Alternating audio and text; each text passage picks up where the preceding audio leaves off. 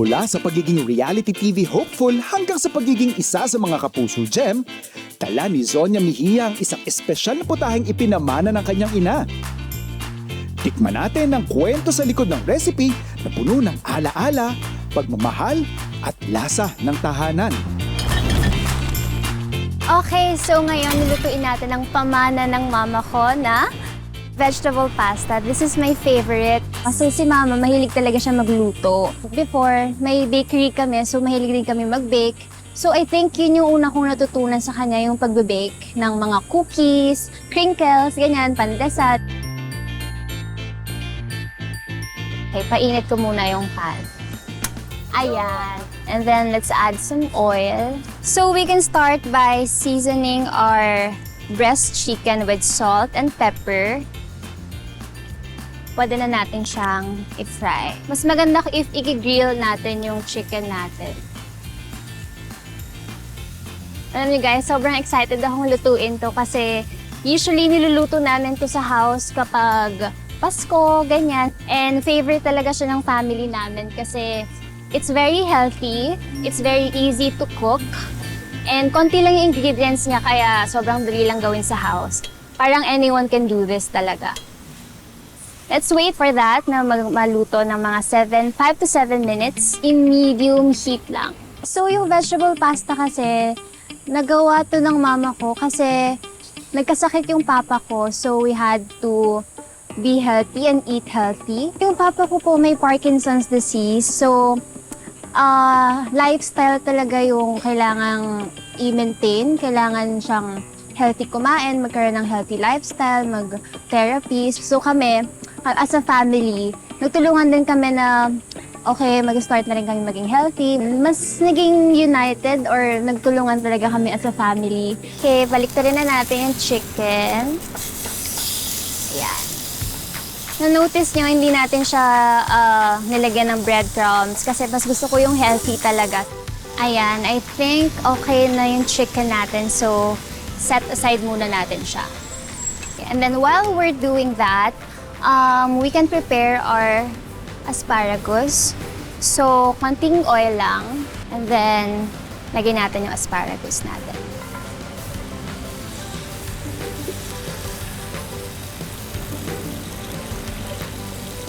Lutuin lang natin siya ng konti kasi gusto ko sa asparagus yung medyo may crunch.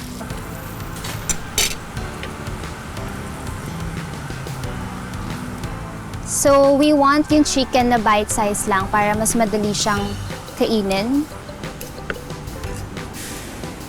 Ayan. And then, we can check again yung asparagus natin. Pwede dito, optional, if you can add salt and pepper, pero ako mas gusto ko yung ito lang siya as is, and mamaya ako magsi-season. Okay na to. Yeah. Set aside muna natin. And then, we can start yung sauce natin. So, we can add our olive oil. Painitin lang natin yung pan before adding our garlic.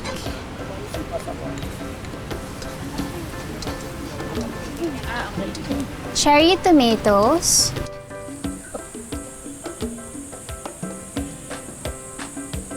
We can add konting chili flakes.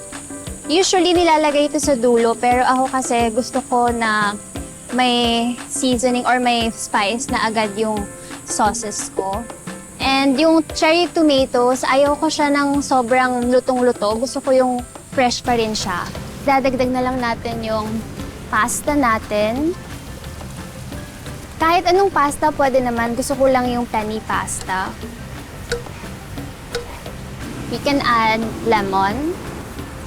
And then we can add also yung asparagus natin.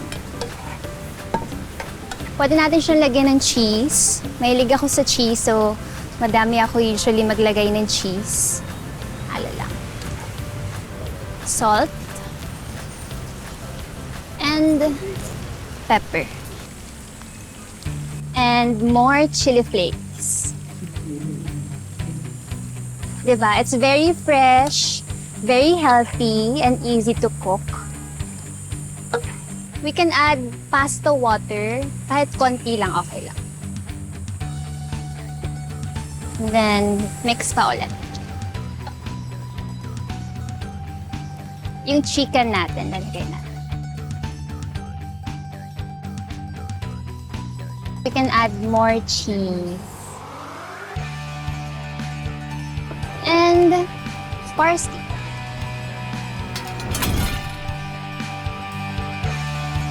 Let's taste na. Sana hindi ko mabigo ang mama ko. Sakto yung lasa niya, yung spice niya, hindi siya sobrang maanghang. And gusto ko yung pagkakaluto talaga ng asparagus na may crunch talaga siya. Ma, nakaluto na ako. Mama, thank you sa recipe.